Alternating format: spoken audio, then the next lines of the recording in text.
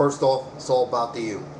Let's go to part 10 of the 12-part video series and talk about November 14th, our opponent in Chapel Hill, North Carolina, against the North Carolina Tar Heels. Little background on North Carolina. North Carolina, I'll tell you this now, Butch is building a powerhouse in Chapel Hill that will be a big-time force for years to come. He's starting to get some quality players in recruiting and developing them into very good talents up there. Now keep in mind, they have their 10 best players coming back. Only 2 of them are seniors. Jolly, their left tackle, and Thomas, one of their D tackles. All the rest are juniors. So he has some experience coming back in key positions. Now understand, yes, they do lose Knicks to the NFL, the New York Giants, but they do have personnel there that will still be dangerous by season's end. They return Little, a converted running back, who's going to be the leader of that core at wide receiver this year. But he's only caught 24 passes in his career.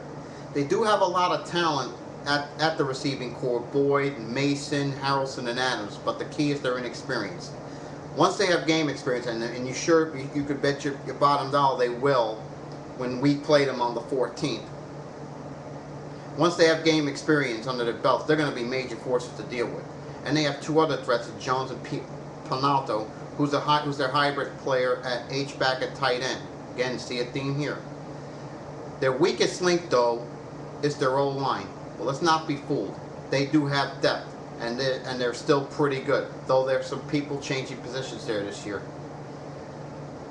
The running game's going to be pretty solid. You know, they bring a good back in Drawn, who leads their attack this year. And like Berry for us, Drawn's a former safety who moved over to the offensive side of the ball. And they have a pretty good threat out of the backfield in Houston, who's also their most physical back, especially in short yardage. He ran for almost 300 yards last year on 77 carries, scoring 8 touchdowns in short yardage situations. And they have 2 players that their staff at Chapel Hill thinks will be very good ones before their career is done. In Womble, whom they have the most promise for, and a kid who's a burner, from what I hear, in White. Quarterback, they return Yates, whom we've had trouble with the last 2 years. Last year, Carolina quarterbacks completed an average of 8.1 yards a throw. But they're not a very good ball control team, and to emphasize that, last year they held the ball for an average of just 27 minutes and 8 seconds per game.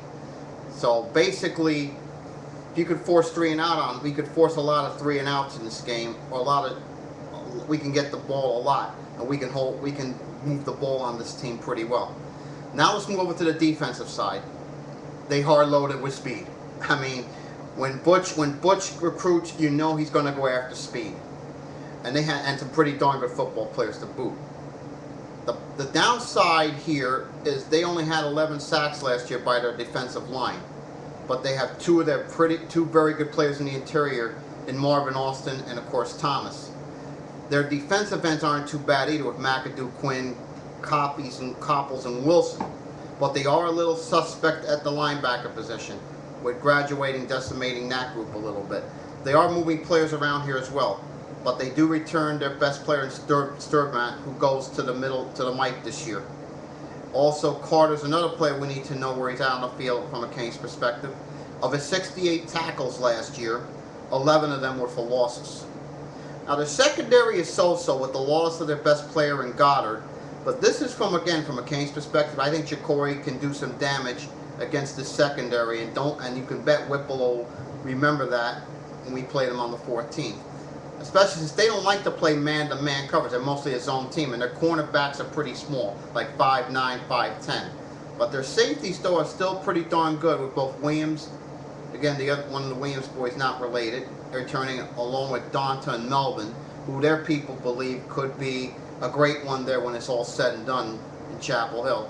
Now, again, I could see us exploiting a lot of one-on-ones here, but we need to be careful here. Last year, their pass defense allowed just 6.3 yards per throw. Also, Carolina opponents last year held the ball for an average of 32 minutes and 52 seconds. Again, this is where I think we can do pretty well with ball control when we have the backs to do this.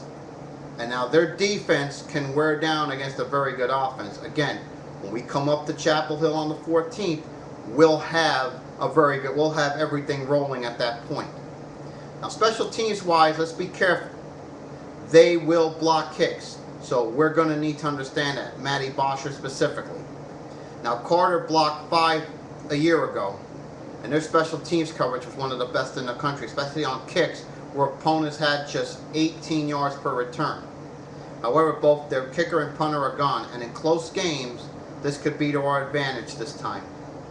Unlike in 04 when they had the kicker and they beat us on a kick. They have Casey Barth returning as their kicker, and they have a punter who's raw but with no experience, who's 6'7", 225 pounds in Shalleck. That kid, from what their coaches are saying up there, has a cannon for a leg, and not only does he have a cannon, he has the pinpoint accuracy too. Now White will be their returner. Last year he averaged 25 yards per game in returns, and he's a burner, and our special teams coverage is going to have to be very aware of that. Offense, I give him a 7. Defense, an 8. Even though they lost some people, this is still a very formidable defense, Butch brings back. 7.5 on special teams. So overall, give him about a 7. I think if this is going to be a loss, if we come in undefeated, and I think we will, but that's another story. I think if we're undefeated, and if we lose one game, this might be the game we lose, because Butch has beaten us the last 2 years. This is Carolina's last home game for the seniors. It's late in the year, and this team might be undefeated coming in, or at least with one loss.